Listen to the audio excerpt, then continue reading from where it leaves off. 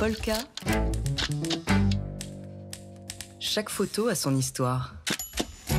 Comme chaque mercredi, on accueille Dimitri Beck de Polka Magazine pour décrypter une photo qui a marqué la semaine, une photo de l'actualité. Et sans surprise, cette photo, Dimitri, nous emmène cette semaine en Israël. L'image est glaçante, Laure. Devant un petit parc, un abribus en béton. Dessous et autour, 5 corps de victimes gisent au sol. La plupart sont recouverts d'un tissu.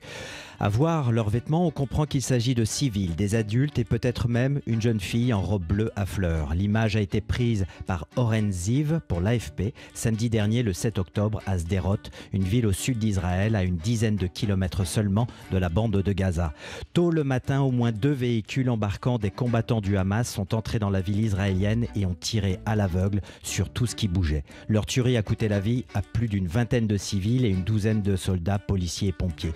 La photo dont nous vous parlons ce matin, pour revenir sur l'attaque sans précédent du Hamas palestinien, a été publiée en une du journal Le Monde.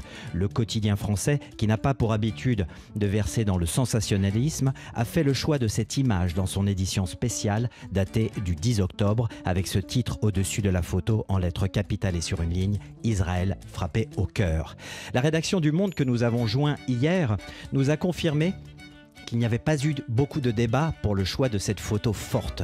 Nous étions convaincus, assez convaincus de l'importance de montrer la réalité de ce qui s'est passé, nous a confié Nicolas Jiménez, son directeur de la photo. Et cette question se pose, donc évidemment, peut-on tout montrer de l'horreur en images ? C'est bien la question qui revient lors de tels événements. La réponse probablement la plus juste que nous pouvons donner est celle que notre chroniqueur Christian Cojol a pu donner, qu'il a formulée dans nos pages au lendemain de l'attentat du 14 juillet 2016 à Nice.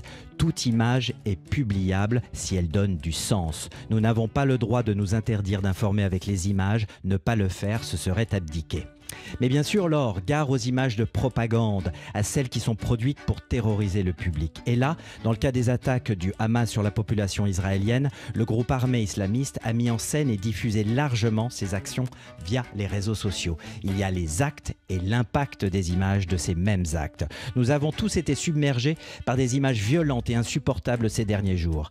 Gare au voyeurisme donc, et gare aussi aux fake news, à ces fausses informations et images qui se mêlent à celles qui sont vraies. Chacun d'entre nous, nous avons une responsabilité en tant que citoyens de relayer et partager uniquement des images vérifiées, informées et sourcées, sous peine, malgré soi, de faire le jeu de la propagande des criminels, quels qu'ils soient, et d'offrir une tribune au terrorisme par l'image. Dimitri Beck, une chronique à retrouver sur le site de Polka Magazine. Polka. Chaque photo a son histoire.